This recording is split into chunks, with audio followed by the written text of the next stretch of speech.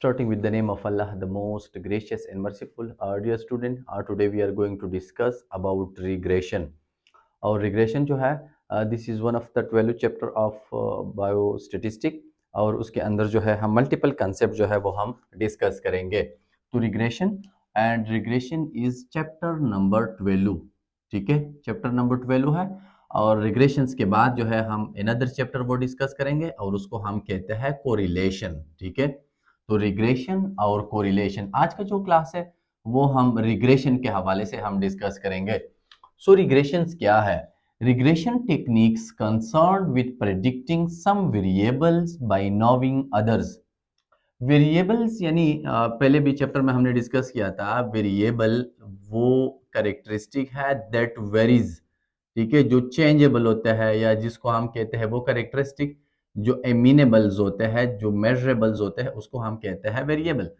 अब देखिए वेरिएबल दो तरह के हैं, एक को हम कहते हैं डिपेंडेंट वेरिएबल और दूसरे को हम कहते हैं कि this is called independent variable. ठीक है, अब देखिए जो इंडिपेंडेंट वेरिएबल्स है उसको हम रिस्क फैक्टर्स भी कहते हैं और जो डिपेंडेंट वेरिएबल्स है उसको हम डिजीज भी कहते हैं, उसको हम आउटकम भी कहते हैं. ठीक है, तो जब हम एक इंडिपेंडेंट वेरिएबल्स को चेंज करते हैं तो उसके साथ डिपेंडेंट वेरिएबल वो भी चेंज हो सकते हैं.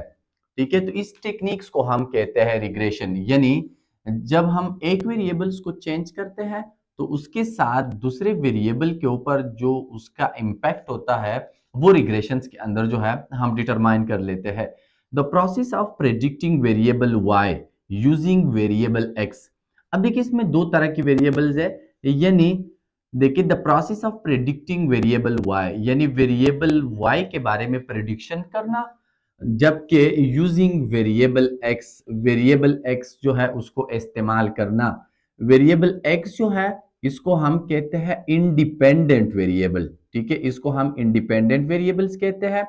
मोस्टली जो x है वो अक्सर हम जो है वो ड्रॉ कर लेते हैं हॉरिजॉन्टल लाइन के ऊपर.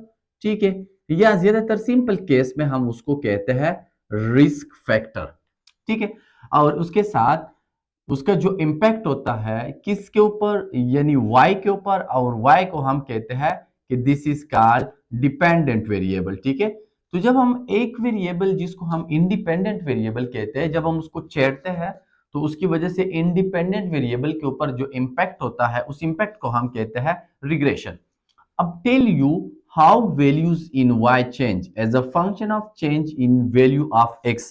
रिग्रेशन हमें ये भी बता देता है कि जब हम x के अंदर जो वैल्यूज है जब हम उसको चेंज करते हैं तो y के अंदर जो वैल्यूज है उसके ऊपर कोई इम्पैक्ट हो सकता है या नहीं. x के अंदर जो वैल्यूज है, जिस तरह मैंने आप लोगों को पहले भी बताया कि उसको हम कहते हैं x के अंदर जो वैल्यूज है उसको हम कहते हैं कि this is called independent variable. ठीक है, और y के अंदर जो वैल्यूज है उसको हम कहते हैं डिपेंडेंट वेरिएबल. यानी जब हम इंडिपेंडेंट वेरिएबल्स को चेंज करते हैं तो उसकी वजह से डिपेंडेंट वेरिएबल के ऊपर जो इम्पैक्ट होता है उसको हम कहते हैं रिग्रेशन. अब रिग्रेशन ज्यादातर हम काज एंड इफेक्ट में स्टडी कर लेते हैं. फॉर एग्जांपल यहाँ पे दो वैल्यूज हम लेते हैं. लेट सपोज हम स्मोकिंग की बात करें और लंग कैंसर की. स्मोकिंग जो है ये इंडिपेंडेंट वेरिएबल्स है, ये किसी चीज के ऊपर डिपेंड नहीं करता, इंडिपेंडेंट वेरिएबल्स है. लंग कैंसर इसको हम कहते हैं कि this is called dependent variable. ठीक है, डिपेंडेंट वेरिएबल या डिपेंडेंट जो वेरिएबल्स है उसको हम y एक्सिस के ऊपर या y के थ्रू उसको रिप्रेजेंट कर लेते हैं और इंडिपेंडेंट को हम x के थ्रू. तो जब हम इंडिपेंडेंट वेरिएबल जो है उसका इम्पैक्ट देखना चाहते हैं डिपेंडेंट वेरिएबल्स के ऊपर तो इस फिनोमिना को हम कहते हैं कि दिस इज कॉल्ड रिग्रेशन. यानी जिस तरह हम स्मोकिंग का जो इम्पैक्ट हम देखना चाहते हैं किसके ऊपर, स्मोकिंग का इम्पैक्ट लंग कैंसर के ऊपर. अब correlation describe the strength of linear relationship between variable.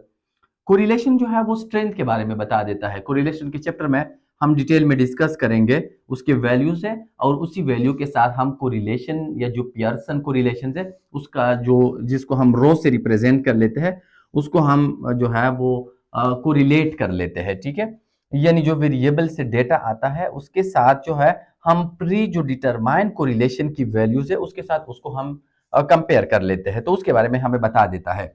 जबकि regression tell us how to draw the straight line describe by correlation. अब देखिए कोरिलेशन जो हमें लाइन ड्रॉ कर लेना, उस लाइन की ड्राउनेस के बारे में, यानी उसकी वो लाइन जो हम सीधे ड्रॉ कर लेते हैं ना। फॉर एग्जांपल ये कोई रिलेशनशिप है, ठीक है। अब इस रिलेशनशिप के अंदर जो लाइंस होता है जिसको हम रिप्रेजेंट कर लेते हैं स्लोप से या बी से, ये हमें बता देता है कौन, ये हमें बता देता है रिग्रेशन। ये इक्वेशंस के अंदर जो है आप लोगों को इसके बारे में अच्छे तरीके से इंफॉर्मेशन मिल जाएगा। अब देखिए हम डिस्कस कर लेते हैं यहाँ पे बेसिकली जो इक्वेशंस है और उसके अलावा उसकी जो ग्राफिकल रिप्रेजेंटेशंस है। देखिए हमेशा जब भी हम कोई ग्राफिकल रिप्रेजेंटेशंस कर लेते हैं तो एक जो है हमारे साथ होता है एक्स एक्सिस, ठीक है, और दूसरा हमारे साथ होता है वाई एक्सिस। या एक्स एक्सिस जो हमारे पास हॉरिजॉन्टल लाइन है और इसके साथ जो वर्टिकल लाइंस है, वर्टिकल लाइंस को हम रिप्रेजेंट कर लेते हैं विद वाई एक्सिस, ठीक है। ज्यादातर हम जब भी जो है कोरिलेशन रिग्रेशंस की हम बात कर लेते हैं तो इंडिपेंडेंट वेरिएबल्स यानी एक्स से हम रिप्रेजेंट कर लेते हैं और उसको हम एक्स एक्सिस के ऊपर जो है वो ड्रा कर लेते हैं। तो एक्स एक्सिस के ऊपर इंडिपेंडेंट वेरिएबल्स होता है, ठीक है।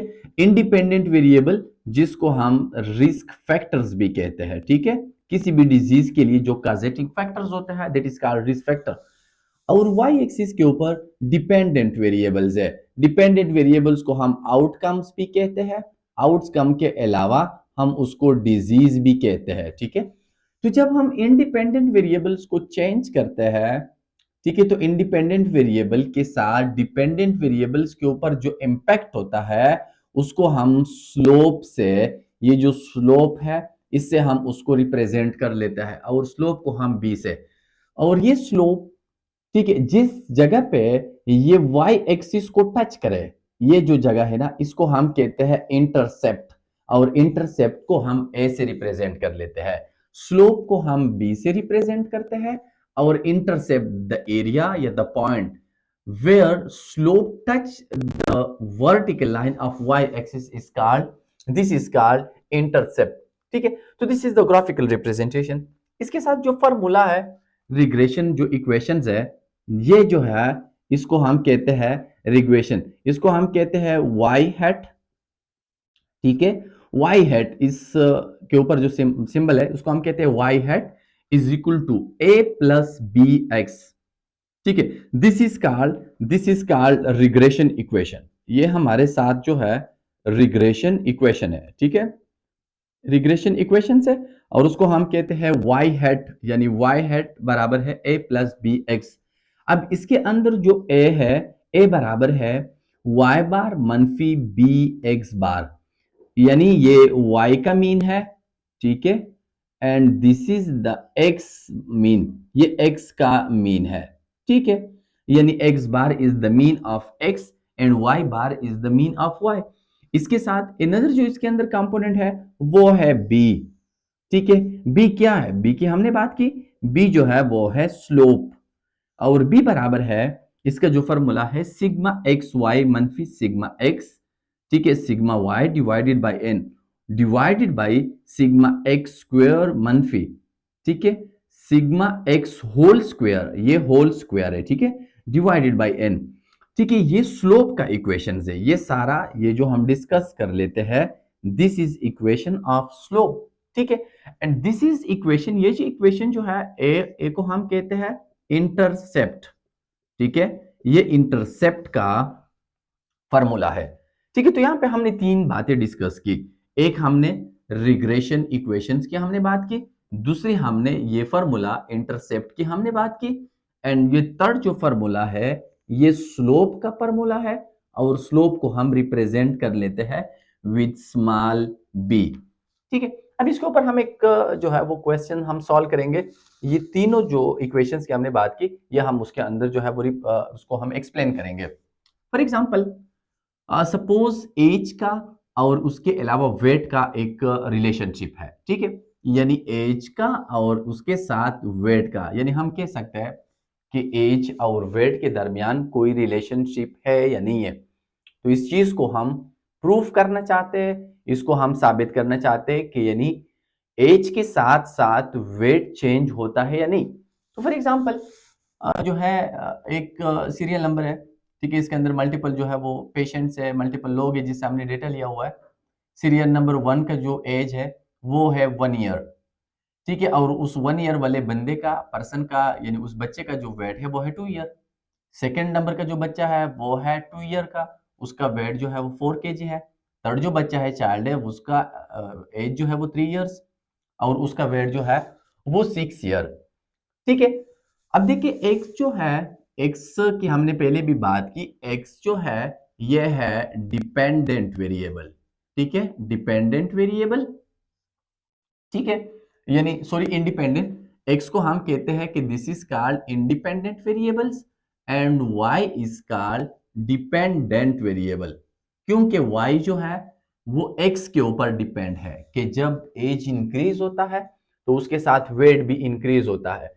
तो एक्स को हम कहते हैं कि this is called independent variable, Y को हम कहते हैं कि this is called dependent variable. Y को हम डिपेंडेंट वेरिएबल इसलिए कहते हैं कि y x की वैल्यू के ऊपर जो है वो डिपेंड करता है।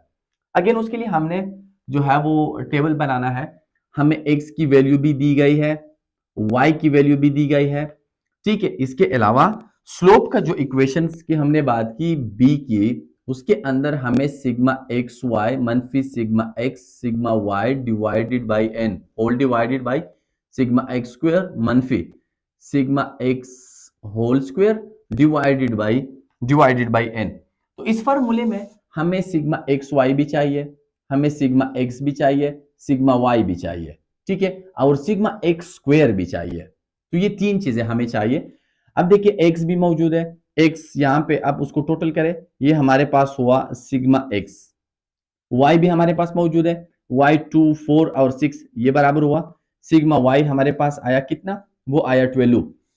सिग्मा एक्स वाई नहीं है, एक्स वाई का मतलब यह है कि आप इन दोनों को आपस में मल्टीप्लाई करें, उससे जो वैल्यूज आएगा वो एक्स वाई के बराबर होगा, क्योंकि ये एक्स वाई मुझे इधर चाहिए, ठीक है। तो अब देखिए 2 multiplied by 2 is equal to 2, 2 multiplied by 4 is equal to 8, 3 multiplied by 6 is equal to 18। तो ये वैल्यू इन सबको मैं ऐड करूं, ये हुआ समेशन एक्स वाई, ठीक है, ये हुआ समेशन एक्स वाई, ठीक है। इसके बाद ये है वैल्यू जो मुझे बी की फॉर्मूले में चाहिए, स्लोप के फॉर्मूले में एक्स स्क्वायर। तो अब इस वैल्यू को मैं डबल करूं, ये वैल्यू जब मैंने डबल कर दिया ना, तो 1 multiplied by 1 is equal to 1, 2 multiplied by 2 यानी 2 multiplied by 2 is equal to 2 multiplied by 2 is equal to 4, ठीक है। अब 3 multiplied by 3 is equal to 9।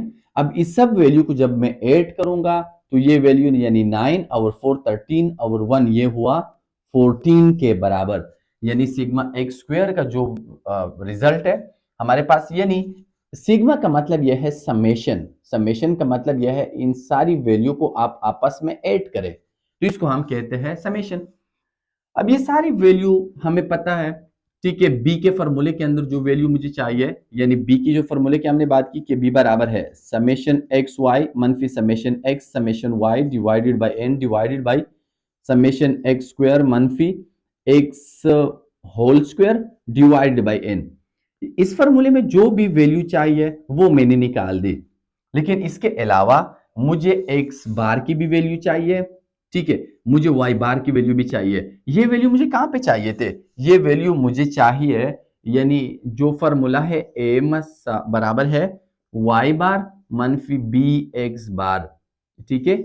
ये जो इंटरसेप्ट का फॉर्मूला है, इस इंटरसेप्ट के फॉर्मूले में मुझे एक्स बार भी चाहिए यानी एक्स का मीन, और वाई का मीन भी मुझे चाहिए। तो एक्स बार बराबर है summation X divided by N, summation X मेरे पास है 6, 6 का जो लाइन है, और एन की वैल्यू 1 2 3 3 3 के ऊपर मैं डिवाइड करूं तो एक्स बार कितना आया, एक्स बार आया यानी 2। इसके बाद वाई बार कितना आया, समेशन वाई मेरे पास है 12, 12 को मैं 3 के ऊपर डिवाइड करूं, ये आया 4, ये आया वाई बार, ठीक है। बी की वैल्यू भी जो है मैं निकाल सकता हूं, ठीक है। इसके अलावा वाई बार की वैल्यू भी मेरे पास मौजूद है, और उसके अलावा बी बार की वैल्यू भी, एक्स बार की वैल्यू भी मेरे पास मौजूद है।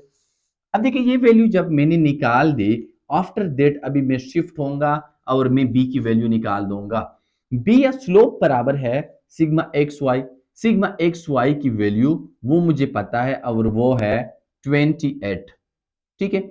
इसके अलावा मनफी समेशन एक्स की वैल्यू मुझे पता है और समेशन एक्स की वैल्यू ये है, वो वैल्यू मैं इधर पिट करूंगा और वो है 6। इसके अलावा समेशन वाई की वैल्यू मुझे पता है और वो है 12, मैंने इधर पुट कर दी, ठीक है। एन की वैल्यू मुझे पता है, ऑब्जर्वेशन मेरे पास 1 2 3, एन की वैल्यू मैंने पुट कर दी और वो मैंने ड्रा कर दी 3। अब इन सारी कैलकुलेशन को जब मैं सॉल्व करूंगा तो मेरे पास b बराबर है 2, यानी b मेरे पास कितने के बराबर है, b मेरे पास आया 2 के बराबर, ठीक है। अब देखिए सिनेरियो ये है कि मेरे पास b की वैल्यू भी निकला, ये भी मैंने कैलकुलेट कर दी, इससे पहले मैंने x बार की वैल्यू भी कैलकुलेट कर दी, मैंने y बार की वैल्यू भी कैलकुलेट कर दी, ठीक है। सबसे पहले मैंने टेबल के अंदर summation x, summation y, summation x Y और समेशन एक्स स्क्वायर की वैल्यू मैंने निकाल दी। आफ्टर दैट मैं आया और मैंने x बार और y बार की वैल्यू कैलकुलेट कर दी। इसके बाद मैं शिफ्ट हुआ और मैंने b की वैल्यू निकाल दी, ठीक है। इसके बाद मैं इस फार्मूले के मुताबिक, यानी ये जो फार्मूला है किस चीज का फार्मूला, इंटरसेप्ट का फार्मूला, इसमें मैं वैल्यू निकाल दूंगा, क्योंकि मुझे जो एक्चुअल फार्मूला है y हैट बराबर है, यानी ये जो एक्चुअल हमने फार्मूले की बात की a प्लस बी एक्स, मुझे a भी चाहिए, मुझे b भी चाहिए। b को मैंने निकाल दिया, उसको मैंने जो है कैलकुलेट कर दिया। अब a जो है मेरे पास नहीं है, तो इस फार्मूले के लिए मुझे जो वैल्यू चाहिए वो वैल्यू मैंने कंप्लीट करना है। अब a का फार्मूला जो है a बराबर है y बार मनफी बी एक्स बार, y बार मैंने निकाल ली और y बार मेरे पास आया 4, मैंने इधर निकाल दिया 4, मनफी b की वैल्यू मैंने इधर से निकाल दी और वो 2 के बराबर है, मैंने 2 निकाल दिया। इसके बाद x बार की वैल्यू जो है वो मेरे पास 2 के बराबर है, मैंने इधर से निकाल दिया, 2 मैंने लिख दिया। तो a बराबर है 4 और मनफी subtract 2 multiplied by 2 is equal to 4। अब 4 से 4 निकाल दे तो a मेरे पास कितना आया, a की वैल्यू मेरे पास आया 0। सारी वैल्यू मैंने निकाल दी। अब देखिए b की वैल्यू भी मैंने निकाल दी, b की वैल्यू कितना था 2 के बराबर, a की वैल्यू भी मैंने निकाल दी, a की वैल्यू कितना है, a की वैल्यू है 0। आफ्टर दैट मैं रिग्रेशन इक्वेशन जो है वो ड्रा करूं। रिग्रेशन इक्वेशन ये है, ठीक है। रिग्रेशन इक्वेशंस बता रहा है कि y हैट बराबर है a प्लस बी एक्स, ठीक है। अब सपोज यहां पे एक चीज दिया गया है कि सपोज अगर इस बंदे का जो एज है अगर वो 4 ईयर है, ठीक है, अगर 4 ईयर है तो उसका वेट कितना होगा, वेट आपसे पूछता है। तो x की वैल्यू आपको दिया गया है और आपको दिया गया है कि अगर वेट जो एज जो है वो 4 ईयर है तो 4 ईयर वाले बंदे का आप मुझे वेट बता दे। तो आप देखिए इसमें y हैट बराबर है, अब a कितना मेरे पास आया था, a की वैल्यू मैंने निकाल दिया और वो 0 के बराबर। b की वैल्यू कितना है, यहां से मैं लिख दूं, b की वैल्यू है 2।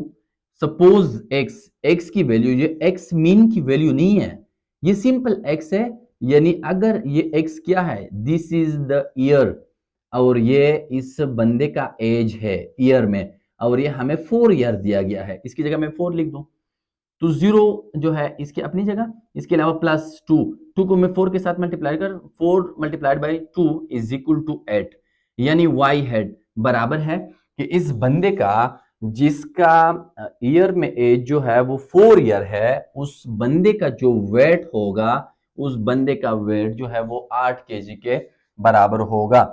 तो हम कह सकते हैं कि वो चाइल्ड जिसका 4 ईयर एज है उसके साथ साथ उसका जो वेट है वो 8 केजी के बराबर होगा।